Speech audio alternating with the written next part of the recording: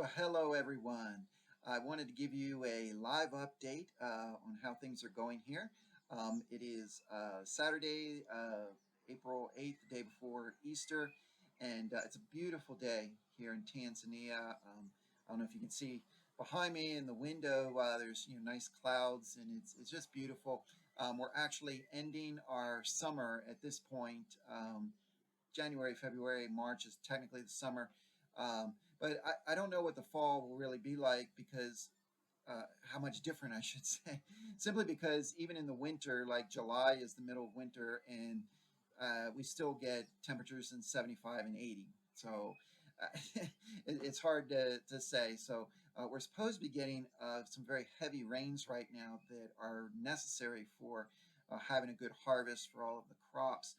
We have not had that. We've had some rain, certainly more than we had the first 5 or 6 months that we were here, but we haven't had the real heavy rains that everyone is expecting. So we're still praying for that because they did not get those last year, and the drought really has made it difficult for people. The price of food has really gone up, and boy, if it happens again, I don't know. It's going to be pretty tough. So we're praying that God will give us the rains, but it is beautiful weather here.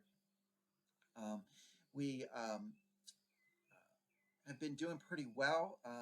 March was a pretty busy month. Our friend Laurie, who is kind of the head administrator here, our village administrator, she was gone for the month to visit family and also do some work back in Florida at our home office. So that meant yours truly was taking over, basically being in charge as the interim village administrator. So that just was a lot of additional work that I had to do. But one thing that was good about that during my time here in March, as many of you know, March is like International Women's Month.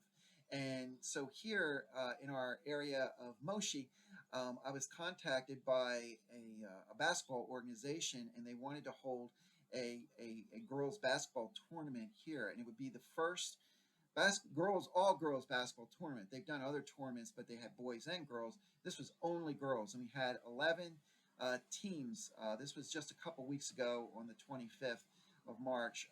The very first all girls basketball tournament in Moshi. We had 11 teams, including our Rafiki team. They were all basically high school age. A few like college age players played on some of the teams, but it was mostly high school girls, and our team ended up coming, well, they made it to the semifinals before they lost a tough game, and it was really a great day, and helped give us some good exposure, which is something we're always working to do. So it was a very long and tiring day for me, but we were really excited to be able to do that, and so that was certainly one neat thing there. As far as our school is going, things have been going well. We finished our first quarter here this month. Right now, we had our Easter break this past week, and so we'll have Easter Monday and resume classes next week. We have twice a year we have a school board meeting where we have some pastors and people from our local church and some teachers and parents all get together. I think there's about 12 or 13 people on this school board, and so we met at the beginning of the month, and in general they're very happy with the progress the school is making. The one big challenge we have is in our secondary school, which again is basically 8th, 9th, 10th, and 11th grades. In Tanzania, it's very common for people to send their children away to a boarding school. Especially if it's a private school. Public, not so much, but for private school, boarding. And we had actually Rafiki looked at doing this last year. However, we were just running into some regulatory challenges, like we would have trouble meeting all the regulatory challenges. And there's just some other reasons. Just trying to have boarding school, it just brings a whole lot of other challenges. So at this point, we're not able to do that. And so like this year, our 8th grade, we only have 6 students. And a big reason for that is we don't have a boarding school. So kind of the future of our school was a big topic of discussion among the board. And They really would like Rafiki to push and try to become a boarding school, and right now that just is not possible for several reasons. And so we're really just praying. I'm not 100% sure what's going to happen. We can't have just 6 students in every class going forward. It just isn't going to work. And the problem we have is we have residents right now, and they make up the majority of our students. So we do have some students who are what we call day students, and they pay tuition to come here. But the majority are residents, and over the next 3 or 4 years, we're going to be losing many of them, and so we have to replace them with people from the community who want to come here. So yeah, we have some challenges there to do, to try and figure that out and see what will happen. So that's something you can be praying for. As far as I know, Gwen has been working very diligently trying to get out sponsor reports. That's a big job, because we have a lot of our orphans and also some of our students in the school who are not orphans here, so they don't live here, but they're still sponsored. Um, and they all have to, write reports to their sponsors every quarter, which is a wonderful activity, obviously, but it is a lot of work. And for Gwen, this is her first time really doing it herself. The last time we had another missionary here to help her, and so that it was a learning experience. But with anything, the first time you do it's a little rough, and I know the next time she has to do it, it'll be much easier. There was some software she had to learn how to use that now she knows how to do it, so certain things will be just a lot easier. We're also very excited with our widows program. They've been able to make soap product, all natural, and right now we're just trying to get it to the U.S. so that they can actually put it on the Rafiki website and start selling it. But be on the lookout for that. It's a really great. It has a nice scent to it, and again, it's all natural and it's made by the widows here. So anything you purchase will really benefit them.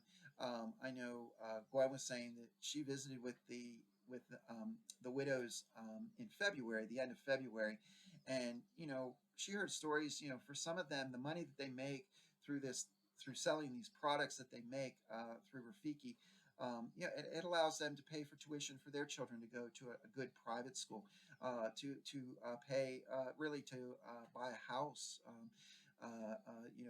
To just really put food on the table. So it's a huge ministry for these women in a country where opportunities for everyone are just very limited. There just is not as many job opportunities here, and so we're really excited about that. On a personal note, about a week or so ago, our son Angelo got engaged. Many of you know him, and his fiance Isabella. They're going to be getting married, and they decided to do that this July. So we are actually going to be able to come home, and we're really looking forward to that. We thought we wouldn't be able to get home until really next year. There'd be almost 2 years since we left before we got home, but now it'll be basically a year because we'll probably come home somewhere around. The wedding's most likely going to be the beginning of July, so we'll probably come at end of June and be there in the beginning of July. So we're very excited about that. It'll be almost a year at that point since we left, so it'll be really nice to get back home and maybe connect with some of our family, certainly, and some of our friends, and see everyone. So Gwen could not be here with me this time. She's just off doing some business and taking care of some things, that have to be done with some of our residents who are out on a trip that's been sponsored by one of the local Bible colleges. So she has to talk about some things there. So I'm sorry she couldn't be here, but I wish you all well. Have a happy and great Easter, and I look forward to maybe seeing many of you in just a few months. Take care.